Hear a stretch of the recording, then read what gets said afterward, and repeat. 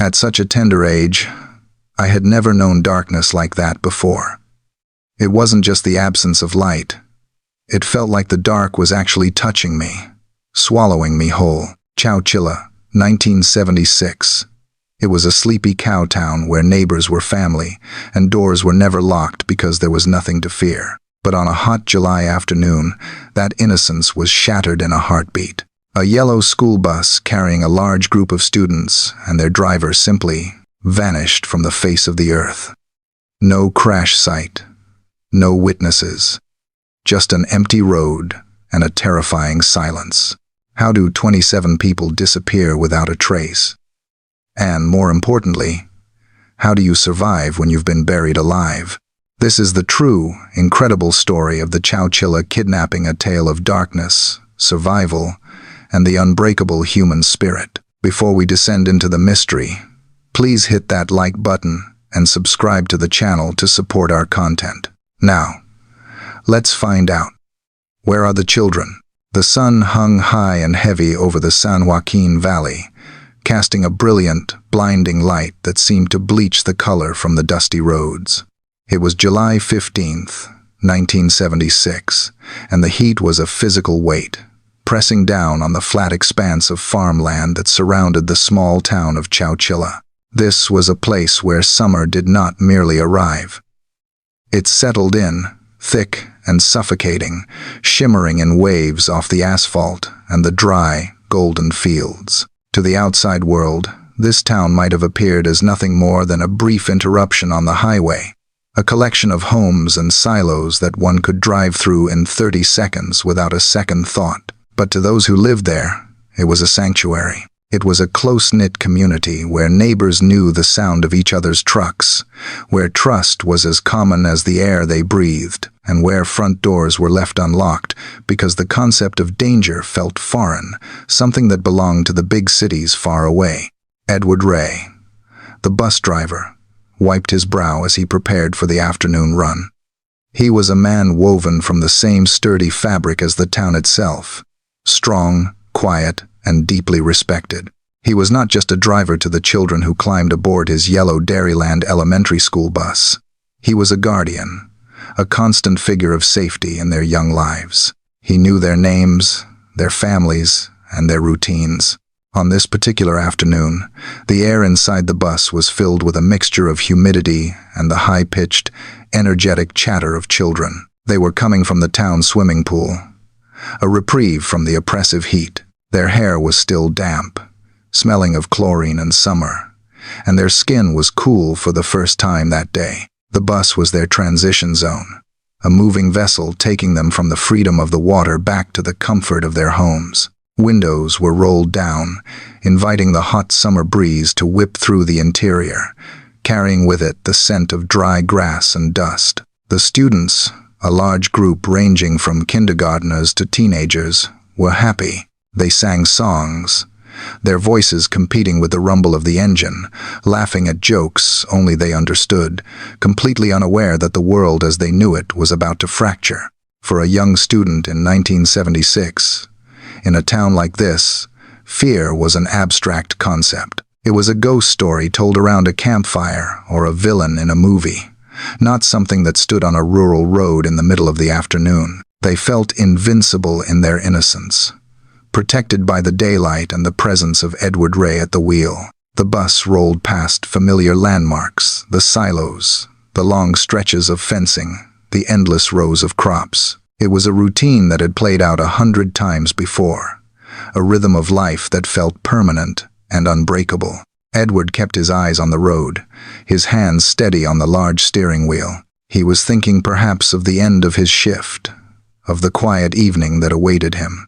He had no reason to suspect that the shadows stretching across the valley floor were harboring anything more than the coming evening.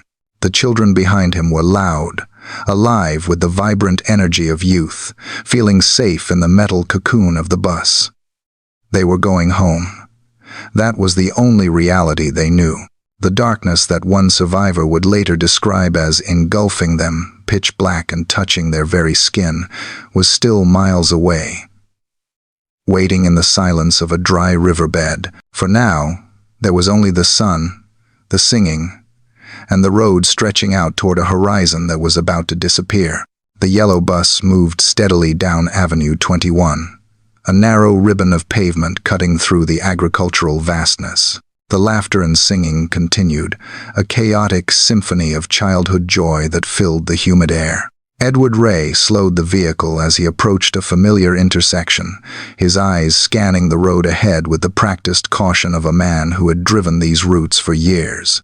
Ahead, blocking the lane, sat a white van. It was parked at an angle, its nose jutting out as if the driver were in distress or the vehicle had broken down.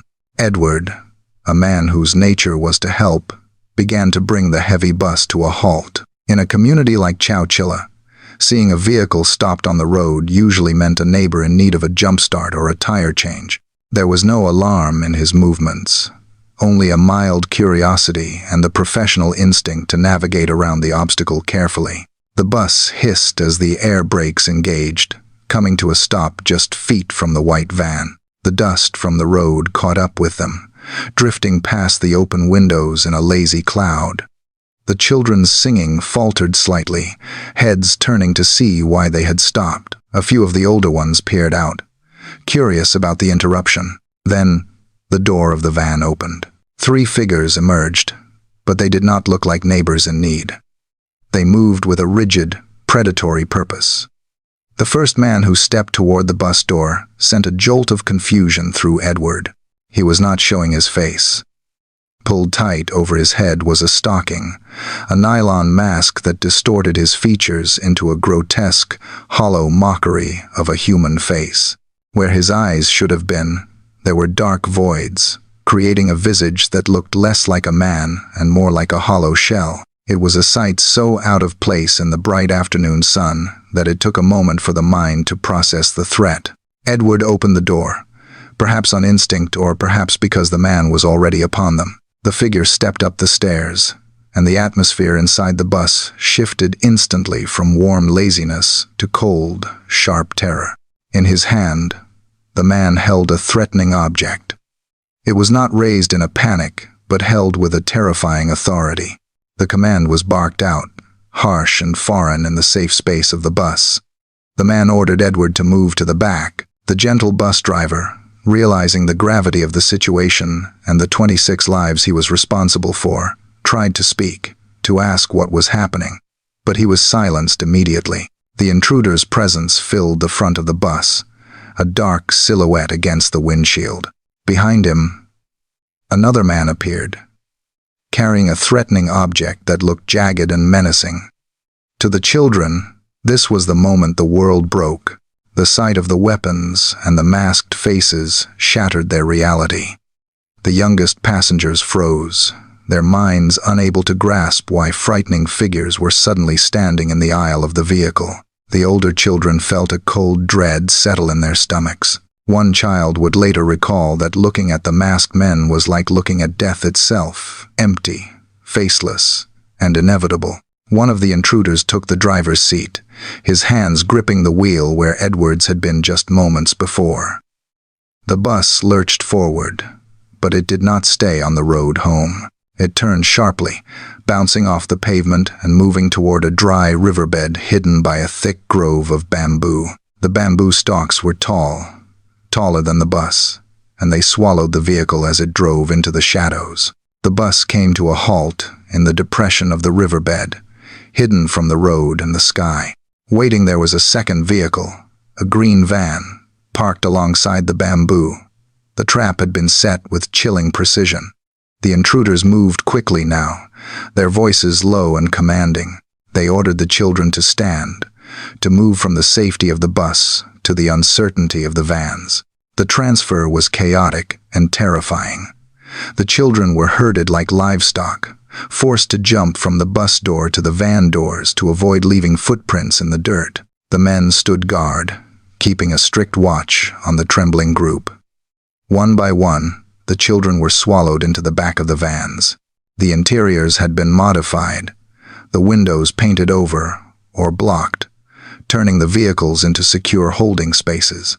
As the doors to the vans slammed shut, the darkness that one of the youngest survivors would later describe descended. It was a pitch blackness that felt heavy, a total absence of light that signaled the end of their freedom. The engines roared to life, and the convoy began to move, carrying 26 children and their driver away from the sunlight, away from Chowchilla, and into a terrifying unknown. The yellow bus groaned as it left the paved road, its heavy tires crunching over dry brush and uneven earth. The world outside the windows, once a familiar landscape of fields and fences, was suddenly swallowed by a dense thicket of bamboo that towered over the roof, scraping against the metal sides with a sound like long, dry fingers. The vehicle lurched to a halt in a hidden depression, a dry riverbed that felt miles away from civilization, though it was just off the road. The engine idled for a moment before Edward Ray, under the command of the masked figure standing over him, cut the power. The silence that followed was sudden and ringing. The command came quickly. The men ordered everyone to move. Their voices were flat and hard, lacking any trace of empathy. They directed the children toward the back of the bus. Through the rear emergency door, the children could see the open doors of 2 panel vans parked with military precision, their bumpers nearly touching the bus. The kidnappers had created a bridge, a narrow gap that prevented any foot from touching the ground. "Jump," one of the men said. "Do not touch the dirt." The instruction was bizarre, yet terrifyingly specific. It was designed to erase any trace of their passage, to ensure that no small footprint would lead a tracker to their location. The children, paralyzed by the sight of the masked faces and the weapons held loosely but lithe, hesitated. To leave the bus was to leave the last remnant of their normal lives. Michael Marshall, a young teenager feeling the weight of the world on his shoulders, stepped forward. He saw the panic in the eyes of the younger ones, some of the very youngest among them, and knew that panic could be dangerous. He moved with a forced calm, helping the smaller children navigate the leap from the high step of the bus into the dark, cavernous interior of the vans. He tried to keep them moving, to keep them from freezing up, whispering specifically to the ones he knew, telling them to just listen, to just keep going. But the kidnappers were not interested in keeping friends or siblings together. They split the group arbitrarily, shoving some children into the first van and the rest, including Michael and the driver Edward Ray, into the second. The separation was a fresh wave of trauma. Brothers reached for sisters, friends looked back for each other, but the flow of the abduction was relentless. Michael stepped into the second van and felt the atmosphere change instantly. The air inside was stagnant and smelled of raw wood and paint. The interior had been modified for this exact purpose. The windows were blacked out, sealed shut against the light. Wooden paneling lined the walls, turning the vehicles into secure holding spaces that blocked out all sound and sight from the outside. There was no time to adjust to the dim light before the heavy metal doors were slammed shut. The sound was a thunderclap that vibrated in their chests. Then came the metallic rasp of a lock engaging. The darkness became absolute. It was not just the absence of light. It was a heavy darkness that hid their hands in front of their faces. The children huddled together, blind and trembling, as the engine roared to life beneath them. The floorboards vibrated violently, and the van lurched forward, climbing out of the riverbed and carrying them away from everything they had ever known. For the 26 children and their driver, the concept of time disintegrated in the darkness. Without the sun to mark the passage of the afternoon or the stars to herald the coming of night, they existed in a void of perpetual motion and noise. The vans rumbled onto the highway, the tires humming a monotonous drone that became the soundtrack of their terror. Inside the sealed metal box, the heat began to rise. It was the peak of summer in the valley, and the vans acted like ovens, trapping the day's warmth and the body heat of the captives. The air grew thick and heavy, difficult to breathe. Sweat soaked through their clothes, and a profound thirst began to set in, a dryness that made it hard to swallow. But no one dared to speak above a whisper. The fear of the men in the front seat, separated by a partition but still present, kept them silent. The smallest passengers, unable to comprehend the magnitude of what was happening, began to cry softly. Their cries were soft, muffled by the sound of the road. They called out for their mothers, for their fathers, for their beds. The older children, thrust prematurely into adulthood, became their caretakers in the dark. They reached out with unseen hands, finding shoulders and arms to hold. They whispered reassurances that they did not truly believe themselves. "It will be okay," they said. "We are just going for a ride." Michael Marshall sat in the crushing blackness, his mind racing. He tried to memorize the turns, the stops, the changes in speed, hoping to build a mental map of their journey. But the ride went on for too long. 1 hour stretched into 2, then 4, then 6. The turns became a blur. The exhaustion of fear began to weigh on them all. Up in the cab of the van, the kidnappers drove with a chilling detachment. To them, the frightened passengers in the back were merely a means to an end, a part of a grand plan to secure a fortune. They navigated the freeways and backroads of California with the casual ease of men on a long road trip, stopping only for gas or to switch drivers, completely insulated from the horror they were inflicting just a few feet behind them. They were the Golden Boys, young men of privilege who had turned boredom and greed into a crime of historic proportions. Yet they drove as if they were simply hauling furniture. Back in the darkness, the dynamic shifted as the hours dragged on. The crying eventually subsided, replaced by a heavy, exhausted stupor. The children, drained of adrenaline, slumped against the vibrating walls or curled up on the hard floor. Some fell into a fitful sleep, their bodies shutting down as a defense mechanism against the trauma. They dreamed of the swimming pool, of the cool water, only to be jarred awake by a pothole or a sharp turn, remembering instantly where they were. They traveled for nearly 12 hours. The journey felt endless, a loop of noise and heat that would never break. But eventually, the sensation of the road changed. The smooth hum of the asphalt was replaced by the crunch of gravel and the rocking motion of uneven terrain.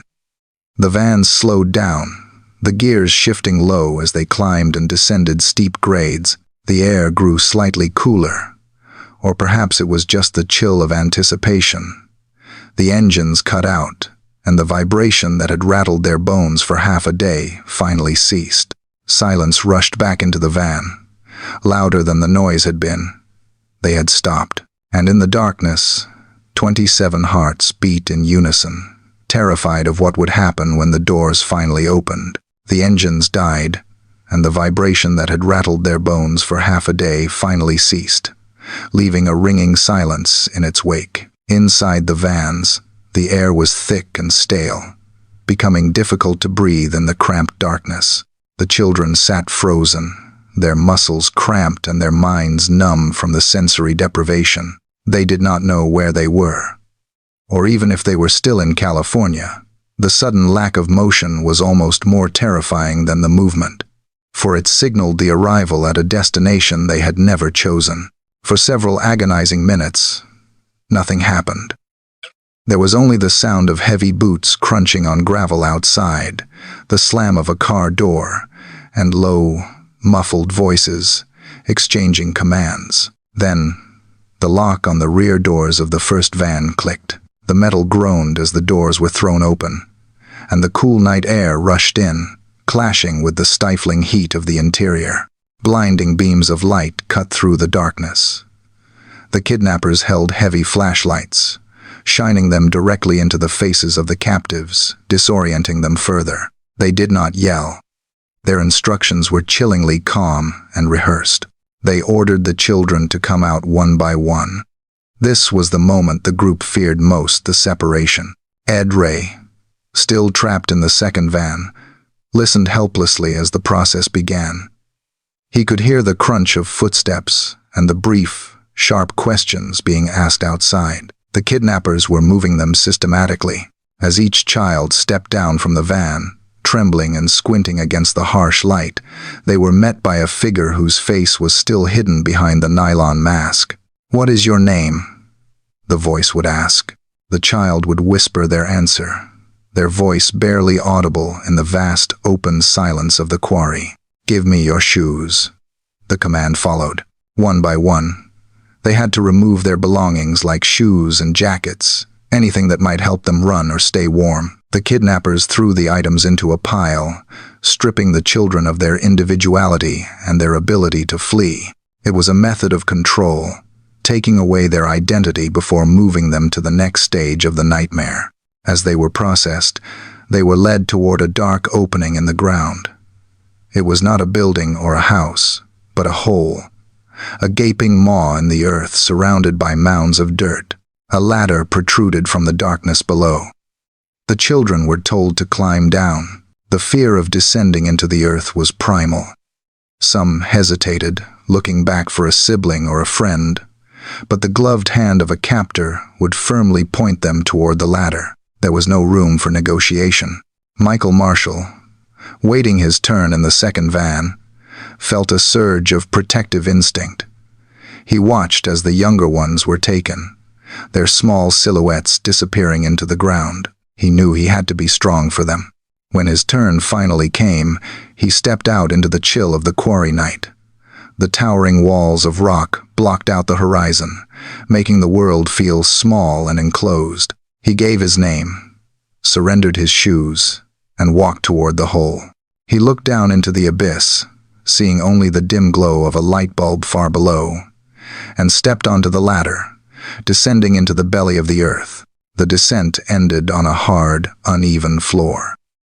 Michael stepped off the ladder and looked around, his eyes adjusting to the dim light. They were not in a cave, but inside a man-made structure buried deep underground. It was the trailer of a moving truck, reinforced and modified, then completely covered by the earth of the quarry. The walls were painted a sickly green, and the air was cool and damp, smelling of soil and stale metal. As the last of the children, and finally Ed Ray, climbed down the ladder, the true nature of their prison became clear. The kidnappers had tried to create a sustainable cell. Dirty mattresses were scattered across the floor. Enough for them to sit, but not enough for everyone to lie down comfortably. In the corners, there were large plastic jugs of water and a few boxes of cereal and peanut butter, meager rations for 27 people. The reunion provided a brief, desperate wave of relief. Ed Ray moved through the group, touching shoulders, checking faces, counting heads, and they were all there. No one had been left behind in the vans. The children clung to one another, the older ones wrapping their arms around the younger ones, forming a single, trembling mass of humanity in the center of the buried truck. But the relief was shattered by the sound of activity above their heads. The ladder they had used to enter was suddenly pulled up, disappearing through the hole in the roof. The circle of the night sky, their only connection to the world above, was the only thing left. Then, a heavy metal lid slid into place. The darkness did not return completely, thanks to a small light powered by a battery, but the sound was final. The heavy clang of the metal plates sealing them in echoed off the steel walls. Then came a sound that was even more terrifying. The sound of shovels. The kidnappers were piling dirt on top of the lid. The dull thud of heavy earth hitting the roof above them confirmed their worst fear. They were being covered over. Panic threatened to erupt. The air in the room seemed to shrink instantly. The reality of their situation pressed in on them. They were trapped in a box, feet below the surface of the earth, with no way out. The only sound that offered any hope was the mechanical hum of fans. The kidnappers had installed a ventilation system, forcing air from the surface down through pipes into the trailer. That low, constant drone became the heartbeat of their survival. As long as the fans hummed, they could breathe. Ed Ray stood in the center of the low-ceilinged room, his height nearly causing him to stoop. He knew he had to maintain order. If they panicked, they would use up the oxygen faster. If they screamed, no one would hear them. He spoke in a low, steady voice, telling them to find a place to sit, to stay calm, to conserve their energy. He tried to project a confidence he did not feel. The children settled onto the mattresses, their eyes wide, watching the ceiling. They could still hear the faint sounds of the men above, the engines of the van starting up, and then, eventually, driving away. The sound of the vehicles faded into the distance, leaving them in a silence broken only by the whirring of the fans and the sound of their own breathing. They were alone. The weight of the earth was above them, and for the first time, the terrifying thought took root in their minds. The world above might never know where they were. They had vanished from the face of the earth, hidden in a tomb of steel and dirt, waiting for a ransom that they knew nothing about. The passage of time inside the buried trailer did not move in hours or minutes. It moved in the rhythm of breaths taken and the steady, mechanical drone of the ventilation fans. For the 27 souls trapped beneath the surface of the earth, the world above had ceased to exist. There was no sunrise to signal the morning, no birdsong to indicate the day. There was only the dim, sickly yellow glow of the single light bulb powered by a fading battery and the oppressive, crushing weight of the soil that lay just inches above their heads. At first, there was a collective attempt to maintain a sense of normalcy. Edward Ray, the bus driver who had spent his life adhering to schedules and routes, tried to create a structure within the chaos. He encouraged the children to eat the meager rations of cereal and peanut butter, though few had an appetite. The fear had settled deep in their stomachs, a heavy knot that made swallowing difficult. They drank from the plastic jugs of water, rationing it instinctively, though no one said out loud that they did not know when or if more water would ever come. But as the hours dragged on, the silence of the kidnappers became a weapon. The children had expected a return. They had expected the heavy lid to open, for a voice to demand a ransom, or for the police to come bursting in with lights and sirens. Instead, there was nothing. The earth absorbed all sound from the surface. They were sealed in a void, disconnected from parents who were weeping in their living rooms and police officers who were combing the county roads miles away. The atmosphere inside the box began to shift from confusion to a deep, permeating dread. The air, which had been cool when they first descended, began to warm. The heat from 27 bodies, combined with the stifling insulation of the earth, turned the trailer into an intensely hot container. The smell of sweat and stale bread filled the air. The youngest students, exhausted from the ordeal, lay resting close together on the dirty mattresses, their breathing shallow and rapid. The older children sat with their backs against the metal walls, staring at the floor, their minds wrestling with a reality too large to comprehend. Then, the lifeline was severed. Without warning, the hum of the ventilation fans sputtered. The steady whir that had been their constant companion, the sound that assured them that fresh air was being pumped down from the world above, faltered. The blade slowed, grinding with a dying mechanical protest, and then stopped completely. The silence that followed was deafening. It was heavier than the earth above them. Panic, which Edward had managed to keep at bay with his calm demeanor, surged through the group like an electric current. The air grew still.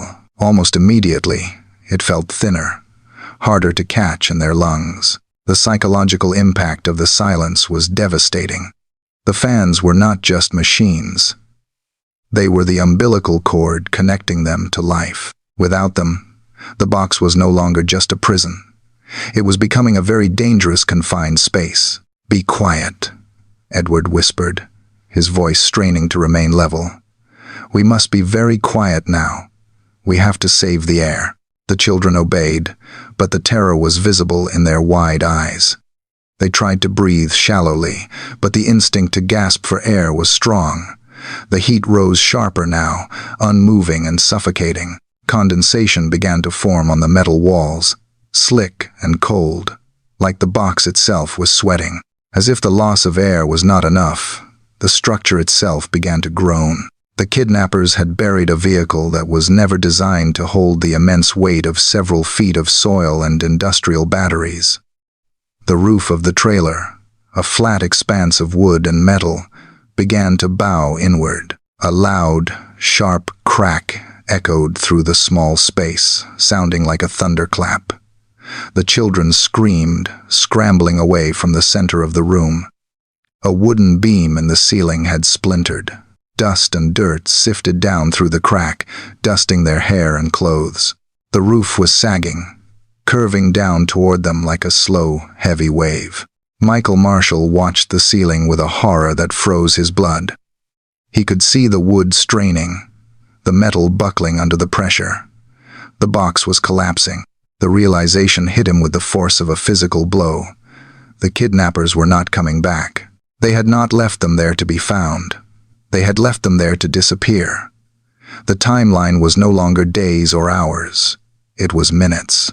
The hope that had sustained them, the belief that their parents would find them, that the police were on their way, began to disintegrate. In the stifling heat and the thinning air, the children of Chowchilla faced a darkness far deeper than the night. They were alone, buried alive, and the earth was coming down to claim them.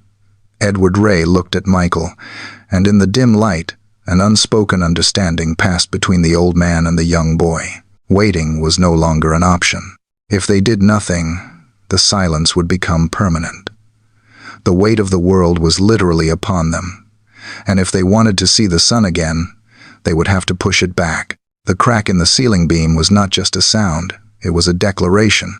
The wooden support, bowing under the immense pressure of the earth above, had snapped, sending a shower of dust down onto the huddled group. The structural groan that followed was deep and vibrating, a warning that the box they were trapped in was failing.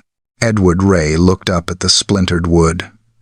In the dim, dying light of the single bulb, his face was etched with a new kind of terror. For hours, he had played the role of the calm guardian, telling the children to wait, to be patient, to trust that the men who had taken them would return to make their demands.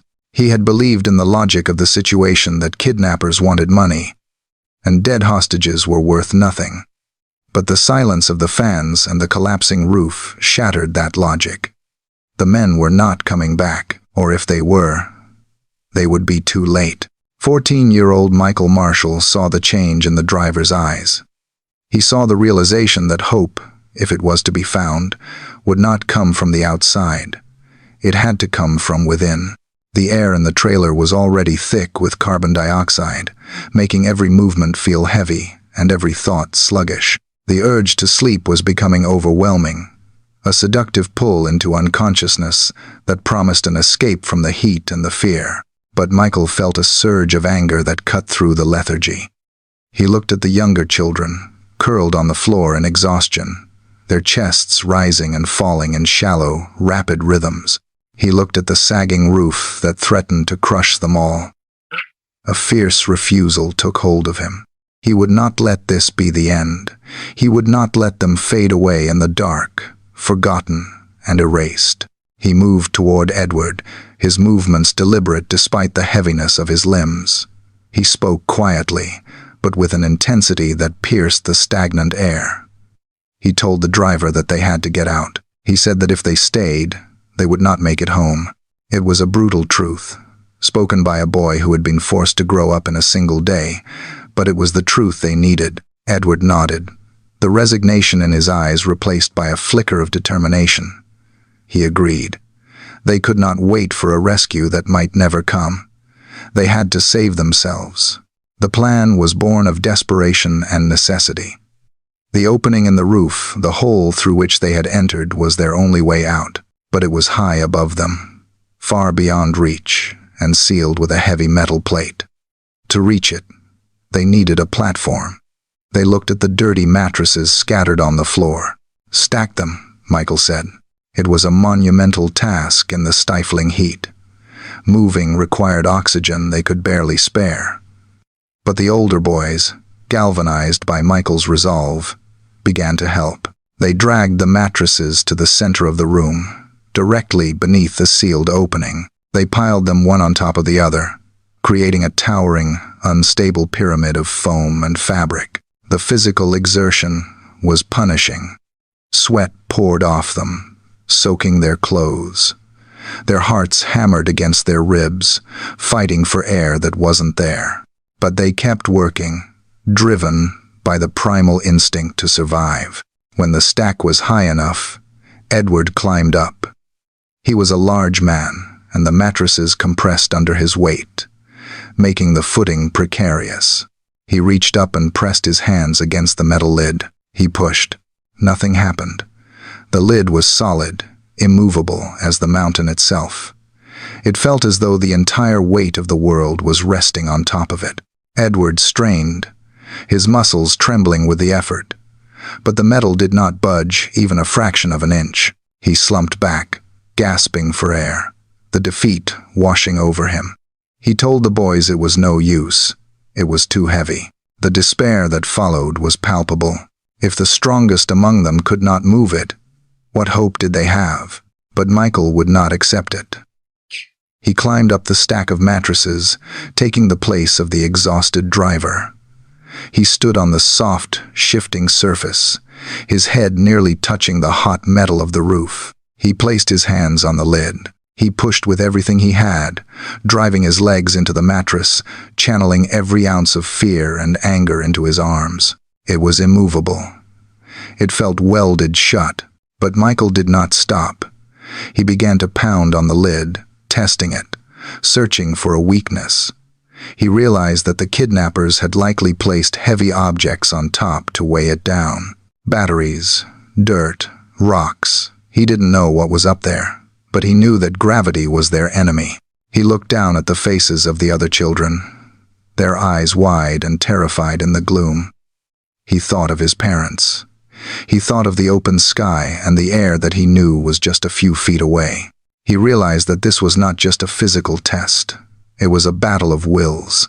The kidnappers had buried them to silence them. Breaking that seal was the only way to reclaim their voices. He gritted his teeth and pushed again, changing his angle, using his back, his shoulders.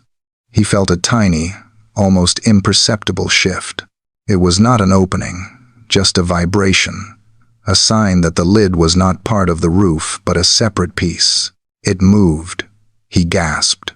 The words were electric. It moved, he said again, louder this time.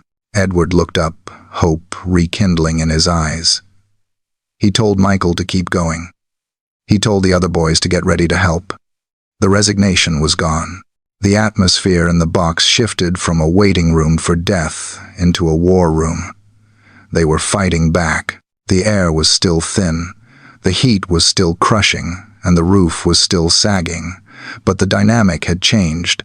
They were no longer victims waiting for the end. They were a team, united by a single, burning purpose. They were going to break out of the earth, or they were going to die trying. There would be no more waiting. The fight for their lives had begun. The metal lid groaned, a sound of grinding steel that echoed like a thunderclap in the silent, suffocating box. Michael Marshall felt the vibration travel down through his arms and into his chest. He was standing atop the unstable tower of mattresses, his body pressed awkwardly against the roof of their prison. The air was thin, dizzyingly so, and every exertion made black spots dance in his vision. But the lid had moved. That single fraction of an inch was the difference between a tomb and a challenge. Edward Ray, exhausted and weakened by the heat, rallied his remaining strength to support the boy. He and the other older boys braced the stack of mattresses from below, shouting encouragement that sounded breathless and desperate. Michael gritted his teeth, sweat stinging his eyes, and pushed again. He angled his shoulders, trying to wedge the heavy plate upward. As the gap widened slightly, dirt and debris began to rain down on his face. It was not just soil. It was heavy, compacted earth. Then, something else shifted above them. Through the small crack, Michael could feel the weight of solid objects rolling and sliding. The kidnappers had not just buried them. They had weighed the lid down with massive industrial batteries, heavy lead blocks designed to keep the seal tight forever. The realization was terrifying. If he pushed the wrong way, those heavy batteries could crash down through the opening, crushing him or the children below. But there was no choice. The roof beams were still creaking, threatening to collapse the entire structure. They had to risk the falling debris to get to the air. Michael worked with a frantic, animalistic intensity. He clawed at the dirt that was blocking the opening, digging with his bare hands. The soil was cool, a stark contrast to the oven-like heat of the van. He shoved the dirt aside, letting it fall onto the mattresses and the floor below. The other children shielded their eyes, coughing in the rising cloud of dust, but they did not pull away. They watched the ceiling with a singular, burning focus. Then, it happened. Michael managed to heave the lid far enough to the side, dislodging the weights. A heavy thud resonated on the roof above as the batteries were pushed away, and in that cleared space, a beam of pure, brilliant white pierced the darkness. It was sunlight. The beam cut through the gloom of the buried trailer, illuminating the swirling dust particles like a spotlight from heaven. It was blindingly bright, hurting their eyes after 16 hours of absolute darkness. But it was the most beautiful thing any of them had ever seen. A collective gasp went through the room. The crying stopped. The fear evaporated for a split second, replaced by a surge of adrenaline. That light meant the world was still there. It meant the sun was still shining. It meant they were still alive. Michael did not stop to admire the light. He pushed his head through the opening, gasping as his lungs filled with fresh, clean air. It tasted sweet, untainted by the smell of fear and stale sweat.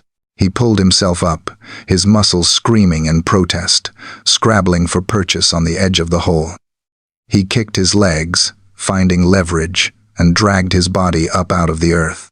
He emerged into the blinding brightness of the late afternoon. He was standing on top of a mound of dirt in the middle of a vast rock quarry. He spun around, his heart hammering against his ribs, expecting to see the masked men standing there with guns, ready to push him back down.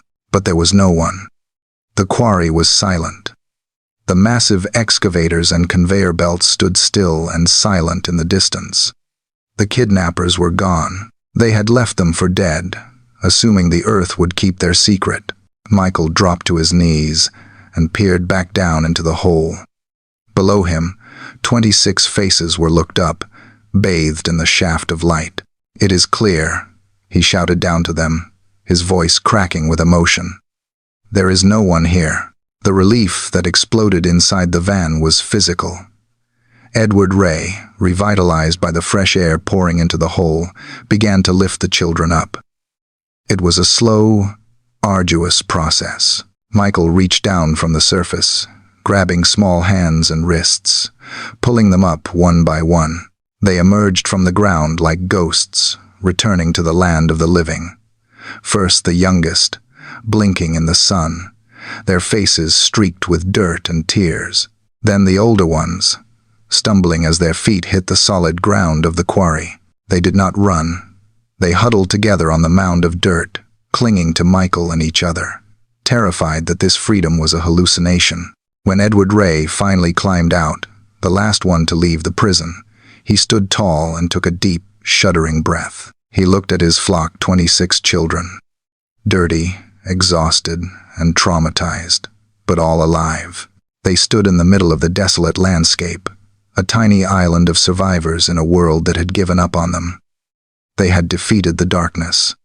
They had dug themselves out of their own graves, and now they had to find a way home. While Michael Marshall was fighting the weight of the earth in a distant rock quarry, the town of Chowchilla had fallen into a different kind of darkness. For the parents of the missing children, the nightmare did not begin with a gun or a mask. It began with the clock. It started as a small, nagging worry. The yellow bus was a fixture of the daily rhythm, as reliable as the sunrise. It always arrived at the designated stops, at the same time every afternoon. But on that Thursday, the hands of the kitchen clocks moved past 4 in the afternoon, then 4:30, and the roads remained empty. The initial annoyance of a late schedule quickly curdled into a cold, hard panic. Mothers wiped their hands on dish towels and walked to the end of their driveways, shading their eyes against the sun, looking for the familiar flash of yellow. It never came. By 5 in the afternoon, the telephone lines across the small town were buzzing. Neighbors called neighbors. Parents called the school. The confusion was absolute. How could a bus the size of a whale simply vanish on open country roads in broad daylight? The police were notified, and the siren at the fire station wailed, a sound that usually signaled a fire but now signaled a void in the heart of the community. Sheriff Edward Bates took charge, mobilizing every available deputy and volunteer. The search grid was established immediately. They drove the route Ed Ray would have taken, driving slowly, checking ditches and side roads. But the valley was vast, a sea of tall corn and orchards that could hide anything. Then came the first break, a discovery that brought a surge of hope followed by a crushing wave of despair. Just before sunset, a police pilot flying a small aircraft over the area spotted something unusual. Hidden deep within a dry slough, obscured by a dense thicket of bamboo, was the roof of the bus. The radio crackled with the coordinates. Police cars and parents' vehicles tore across the dirt roads, kicking up clouds of dust that hung in the stagnant air. They reached the bamboo grove and ran toward the vehicle, their hearts hammering against their ribs. They expected to find the bus broken down, perhaps overheated, with Ed Ray and the children waiting inside, thirsty but safe. But when the first deputy forced open the door, he was met with silence. The bus was empty. It was an abandoned vessel. The keys were gone. The personal items of the children, swimsuits, towels, books, were still on the seats, abandoned in haste, but not a single soul was there. The scene told a terrifying story without words. There were no signs of a crash, no skid marks indicating a loss of control. There were only the tire tracks of the bus and the distinct impressions of other vehicles that had blocked its path. It was an abduction. The news shattered the town. The parents who had gathered at the scene collapsed in grief or stood in stunned silence, staring at the empty seats where their sons and daughters should have been. The realization was too large to process. One child missing was a tragedy. 26 children and a grown man vanishing at once was an event that defied comprehension. As night fell, the town of Chowchilla did not sleep. The lights in every house stayed on, casting yellow squares onto the dark lawns. Vigils for the return of the missing. The families gathered at the volunteer fire station, which had been converted into a command post. They sat in folding chairs, holding cold cups of coffee, their eyes fixed on the silent telephones. They were waiting for a ransom call. In a kidnapping of this magnitude, surely there would be a demand. Someone wanted something, but the phones did not ring. The silence was the torture. The outside world, however, was not silent. As the hours ticked by, the media descended upon the small farming town. News vans from Los Angeles and San Francisco arrived in droves, their satellite dishes pointing toward the sky. Reporters with microphones stood on the street corners, broadcasting the misery of the families to the nation. The town, usually private and quiet, became a stage for a national drama. Bright television lights glared into the faces of exhausted fathers and weeping mothers, asking them how they felt, asking them if they had any hope left. The pressure was suffocating. The parents felt helpless. They could not search the vast state of California. They could not fight an enemy they could not see. They could only wait. They prayed. They bargained with God. They paced the floors of the fire station until their legs ached. 36 hours passed. The sun rose and set again. The food left on dinner tables the night before had gone cold and stale. Bedrooms remained empty, beds unmade. The bicycles left in front yards stood like statues. The entire town was frozen in a state of suspended animation, holding its breath. They did not know that the students were trapped deep underground 100 miles away. They only knew that the silence was growing louder with every passing second, and with it, the terrifying possibility that they might never see their children again. The Golden Boys had stolen more than just the children. They had stolen the future of an entire community, leaving behind a hollow space that nothing could fill. The sun was beginning its slow descent, casting long, bruised shadows across the industrial landscape of the rock quarry in Livermore. 26 children and their bus driver stood atop a mound of earth, squinting against the light, their clothes stained with the soil that had nearly become their tomb. They were a surreal sight, a flock of elementary school students standing in the middle of a massive, restricted construction zone miles away from home. For a moment, there was only silence and the vast, open sky. Then, movement caught their eye. A man was walking near one of the conveyor belts, a night watchman beginning his rounds, completely unaware that he was about to stumble upon the conclusion of the largest mass kidnapping in the history of the state. The children, wary after their ordeal, froze. Was this another captor? Was this the end of their brief escape? But Michael Marshall and Edward Ray stepped forward. They waved their arms, their voices raspy from the dry air of the trailer. The guard stopped. He squinted, trying to make sense of the scene. In his mind, this was impossible. He saw a group of disheveled children emerging from the earth like a mirage. He approached them cautiously, his confusion evident in his posture. "Who are you?" he called out, his voice echoing off the rock walls. "We are the children from Chowchilla," Edward Ray answered, his voice steady despite his exhaustion. "We have been buried." The guard's eyes went wide. The news of the missing school bus had been on every radio station and television channel for the past 2 days. He looked at the hole in the ground, then back at the faces of the children. He scrambled for his radio, his hands shaking as he called the authorities. Within minutes, the silence of the quarry was shattered, but this time by the sound of salvation.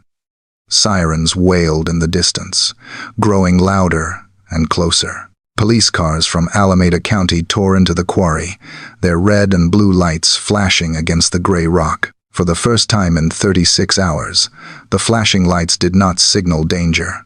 They signaled safety. The officers who emerged from the cars were stunned.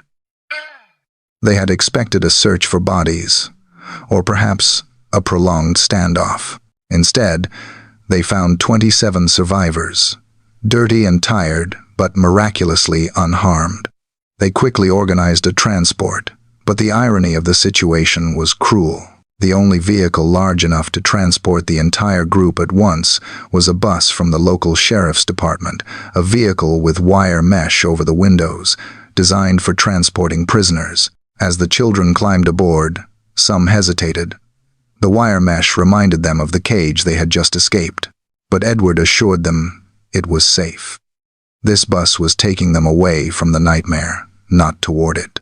They were taken to the Santa Rita Rehabilitation Center, a nearby facility used by the county. It was a stark, institutional building, but to the survivors, it was a palace. They were led into a large room that looked like a cafeteria or a classroom.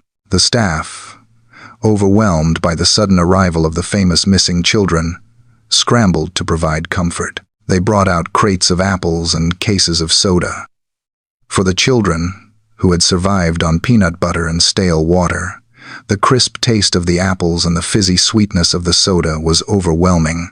They sat at long tables, their legs dangling, eating with a hunger that spoke of their ordeal. Then came the questions. Detectives and FBI agents moved gently among them. They needed to know who did this. They needed descriptions. The children, resilient and observant, described the masks, the vans, and the strange, hollow voices. They described the Golden Boys without knowing their names. The investigation was turning from a search mission into a manhunt. While the children were being processed, the news reached Chowchilla. The telephone at the command post rang, and for the first time in 2 days, the voice on the other end was not offering prayers or false leads. It was the sheriff of Alameda County. "We have them," he said. "They are all alive." The scream of joy that erupted in the Chowchilla fire station was a sound of pure, unadulterated relief. Parents who had been weeping into their hands suddenly threw their arms into the air. Strangers hugged strangers. The church bells began to ring, pealing out across the valley, signaling to every farmhouse and field that the children were coming home. The authorities chartered a Greyhound bus for the final leg of the journey. This bus was comfortable, with soft seats and big, clear windows. It was escorted by a phalanx of police cars, a rolling guard of honor protecting the precious cargo. The ride back to Chowchilla took several hours. It was deep into the night, approaching 4 in the morning, when the bus finally pulled off the highway and onto the main street of their hometown. But the town was not sleeping. The streets were lined with people. It seemed as though every resident of Chowchilla had come out to welcome them. They held signs. They cheered. They wept. The bus moved slowly through the throng of people, finally pulling up to the Hall of Justice, where the families were waiting. When the doors opened, chaos ensued. But it was a beautiful chaos. Parents rushed forward, pushing past the police lines, their eyes scanning the windows for their own flesh and blood. Edward Ray was the first off, and he was hailed as a hero, but he stepped aside quickly. Then the children descended. The reunions were primal. Mothers scooped up their sons. Fathers fell to their knees to embrace their daughters. The sound of crying filled the air. But it was the crying of joy, the release of a terror that had been held tightly for 2 days. Jennifer Brown fell asleep on her mother's shoulder, the smell of her mother's perfume finally erasing the smell of the earth. Michael Marshall stood tall, his father gripping his shoulder in silent pride. They were home. The nightmare of the box was over, and they were standing on their own streets, under their own stars. But as the adrenaline faded and the families took their children back to the quiet of their homes, the reality remained.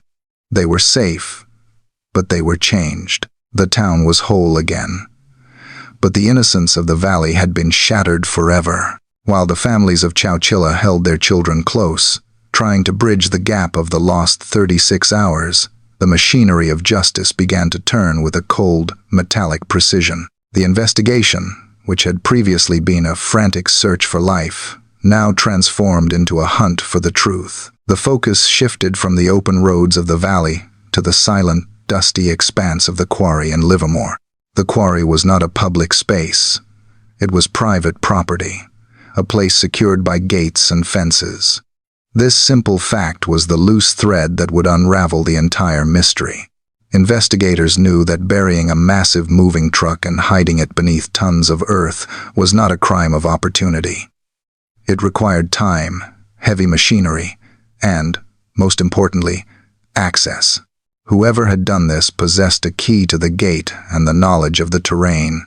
The ownership records led the authorities to a name that seemed utterly incongruous with the gritty, brutal nature of the crime. The quarry belonged to the father of Frederick Newhall Woods, the fourth. Fred Woods was 24 years old, the heir to a substantial fortune and a name associated with old money and high society in the Bay Area. He was not a hardened criminal from the streets. He was a young man of privilege, living in a world of manicured lawns and vintage cars. As the detectives dug deeper, the circle widened to include 2 of Woods's close friends, James and Richard Schoenfeld. They were brothers, also from wealthy, respectable families living in the affluent suburbs of the peninsula. The profile of the suspects baffled the seasoned law enforcement officers. These were young men who had been given every advantage in life. Yet they were now the prime suspects in a crime that had targeted the innocent children of working-class dairy farmers. Armed with this information, the police executed a search warrant at the sprawling Woods estate. The contrast between the dusty, sun-baked town of Chowchilla and the lush, private grounds of the estate was stark. The officers moved through the property, not finding the chaotic den of desperate criminals, but the organized clutter of a life of leisure. It was inside the estate that the true scope of the plot was revealed.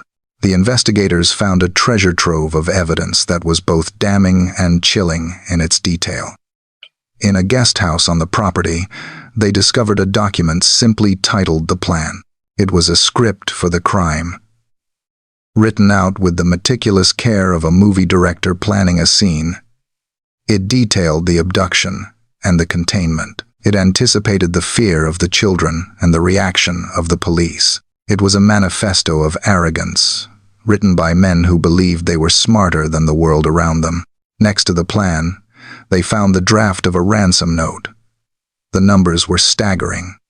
The kidnappers had intended to demand $5 million from the state of California. They had believed that the state would pay anything to save a busload of children. The note was cold and transactional, reducing the lives of 26 children and a driver to a simple monetary figure. The search also uncovered the physical tools of the crime. There were lists of supplies: peanut butter, bread, water jugs, and batteries. They found the very weapons that had been used to terrify the children on the bus. Every item found was a piece of the puzzle that locked into place, creating a picture of premeditated malice. The why began to emerge from the evidence. Despite their family wealth, the young men were in debt. They had failed at business ventures and had spent lavishly on cars and projects. They wanted their own money, independent of their parents, and they wanted it immediately. But beyond the greed, the investigators sensed something else in the plan, a desire for a thrill.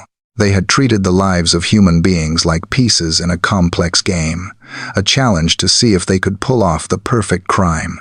The discovery of the evidence at the estate shattered the image of the Golden Boys. It revealed a dark underbelly of entitlement. They had looked at the students of Chowchilla not as people, but as leverage to gain millions. They had assumed that their wealth and their planning would insulate them from consequence. But they had made a critical error. They had underestimated the resilience of the children and the driver, and in their arrogance, they had kept the evidence, the trophies of their brilliance, which would now become the instruments of their downfall. The estate, which was supposed to be their sanctuary, had become the vault that held the secrets of their guilt. The hunt was no longer for a mystery. It was for three young men who were now fugitives, running from a justice they thought they were above. The intricate clockwork of the crime, designed with such arrogance and precision, ground to a halt not because of a police barricade or a SWAT team, but because of a telephone signal. The entire plan, meticulously drafted on paper found in the estate, hinged on a single transaction: the trade of lives for money. The kidnappers had believed that the state of California would pay the ransom instantly to avoid a tragedy. They had prepared their demand, rehearsed their script, and waited for the right moment to make the call that would make them rich. But when the moment came to dial the number of the Chowchilla Police Department, they were met with a sound they had not anticipated: the busy signal. The irony was devastating.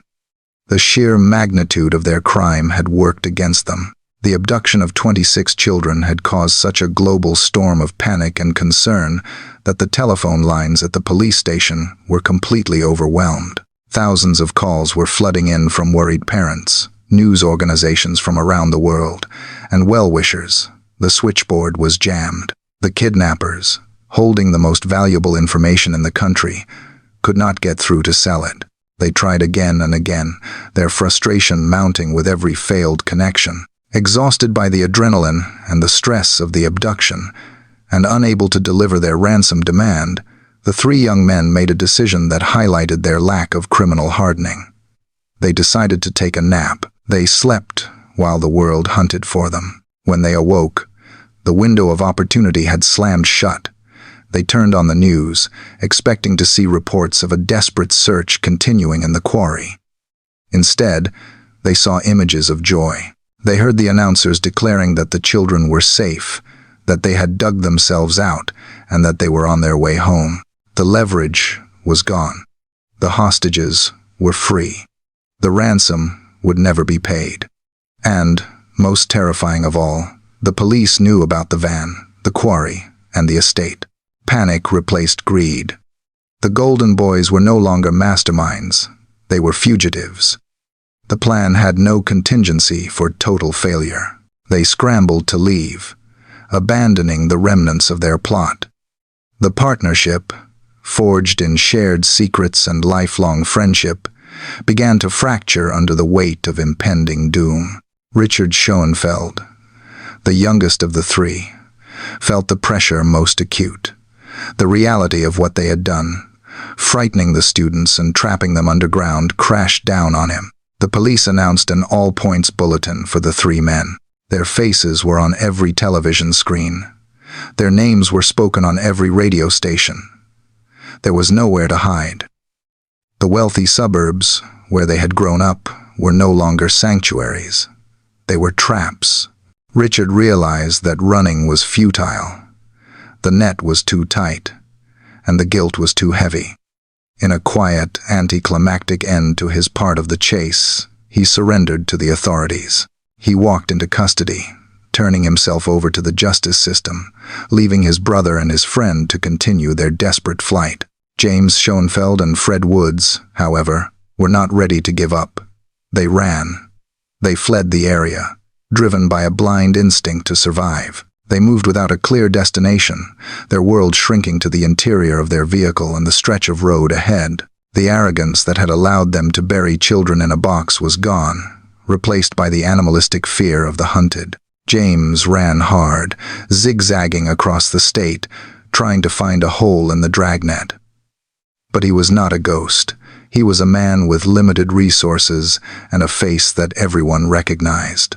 He was captured at dawn, exhausted and cornered in Menlo Park. He had run until he could run no more, his flight ending not in a blaze of glory, but in the quiet click of handcuffs. Fred Woods, the ringleader, the man with the keys to the quarry and the estate, managed to get further. He crossed state lines, pushing north, driving with a singular focus to escape the country. He made it across the border into Canada, reaching Vancouver. For a brief moment, he might have thought he had made it, that he had outsmarted the pursuit, but the law enforcement agencies were working in concert. The Royal Canadian Mounted Police were waiting. Fred was arrested in Vancouver, thousands of miles from the heat of the Chowchilla Valley. The chase was over. The three young men, who had dreamed of easy millions and the thrill of the perfect crime, were now in custody. They were reunited not in a tropical paradise enjoying their loot, but in the cold, hard reality of a holding cell. The news of their capture swept through Chowchilla like a fresh breeze.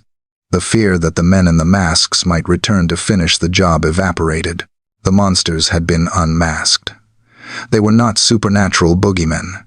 They were just three greedy, foolish young men who had destroyed their own lives in a failed attempt to steal the lives of others. The legal process was about to begin, and the town prepared to face the men who had stolen their peace. The fugitives were caught, but the long road to justice was just starting. The arrest of the three young men brought a physical end to the kidnapping, but for the 26 children and their bus driver, a new kind of ordeal was just beginning. The safety of their homes was replaced by the sterile, intimidating atmosphere of the judicial system. To ensure that the men who had stolen their peace were locked away, the children had to do the one thing they feared most. They had to remember. The trial took place in a courtroom that felt too large and too cold for the young witnesses. The air was thick with the murmur of reporters, lawyers, and curious onlookers. But for the survivors, the room narrowed down to a single focal point. Seated at the defense table were the three men. They were no longer the faceless monsters in nylon masks who had commanded them with guns. They were young men in suits, clean-shaven and looking disturbingly ordinary. They looked like neighbors or older brothers, which made their actions even more difficult to reconcile. For the children, seeing the faces of their captors was a shock to the system. The last time they had been in the presence of these men, they were being guided into a dark space in the earth.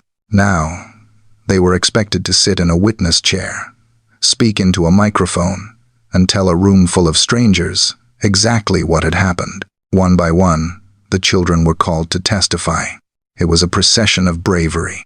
Small voices, some trembling, filled the courtroom. They spoke of the white van blocking the road, the fear in the bottom of the dry riverbed, and the suffocating heat of the buried trailer. They recounted the loss of their shoes, the darkness, and the overwhelming feeling that they would never see their parents again.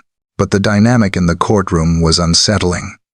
As the children spoke, the defendants watched them. It was not a look of remorse or shame. Survivors would later describe a glare, a steady, unblinking stare that felt like a continuation of the intimidation. It was a silent message that even here, in the halls of justice, the power dynamic had not fully shifted. One of the young girls felt so threatened by the stare that she brought gum to court, planning to spit it at them in a small act of defiance, only to give it to her father instead when her name was called. She walked to the stand, answered the questions, and walked out with her head held high, refusing to let them see her cry. The prosecution built a mountain of evidence. The plan found at the estate, the fingerprints on the van, and the harrowing testimony of the survivors painted a picture of calculated cruelty. The defense could do little against the weight of the facts. The verdict, when it finally came, felt like the closing of a heavy iron door. The judge sentenced the three men to a lifetime behind bars, ensuring they would face the consequences forever. The courtroom erupted in a subdued wave of relief. The words "without parole" were the key. It meant that the nightmare was truly over. The men were going away forever. They would never walk the streets again, never drive a van down a country road, and never hurt another child. For the families of Chowchilla, it was the final seal on the box this time, trapping the monsters inside. With the trial over and the kidnappers sent to prison for the rest of their lives, the world expected the children of Chowchilla to simply go back to being children. There were well-meaning attempts to erase the trauma. The survivors were treated to a trip to Disneyland, a day of bright colors and manufactured joy intended to overshadow the dark memories of the quarry. They smiled for the cameras and rode the rides, but beneath the surface, the shadows remained. Trauma does not adhere to a court schedule. It lingered in the quiet moments.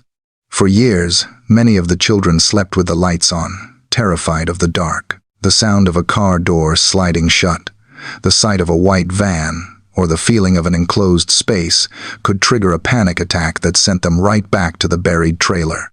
They had been robbed of their innocence. They had learned, at a tender age, that the world was not a safe place, and that bad things could happen on a sunny afternoon on the way home from school. Then, 4 years after the kidnapping, the justice system dealt them a second blow. An appellate court reviewed the case and made a technical ruling that shattered the survivors' sense of security.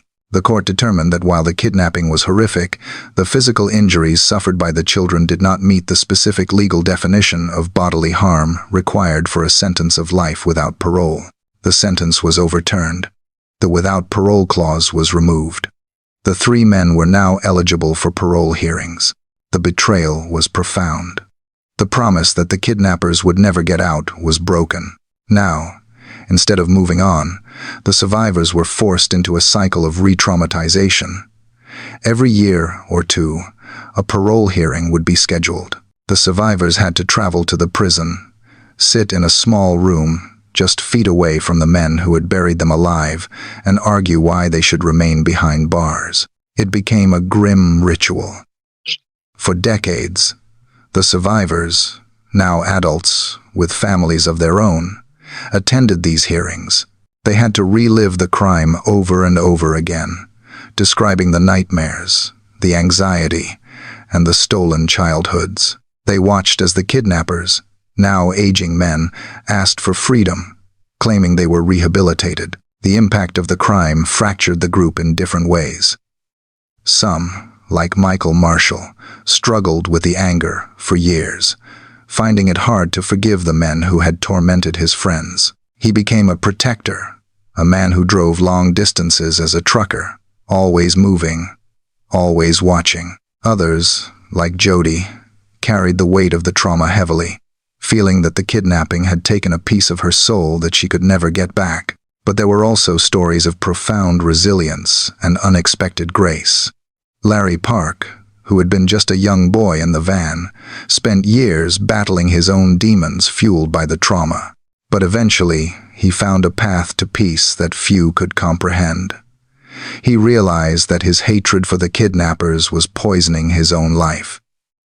In a moment of spiritual clarity, he decided to forgive them. He not only forgave them in his heart, he went to the hearings, shook their hands, and told them to their faces. It was not an act of weakness, but an act of supreme power. By forgiving them, he took back the control they had stolen in 1976. In the end, the story of the Chowchilla kidnapping became less about the crime and more about the endurance of the human spirit.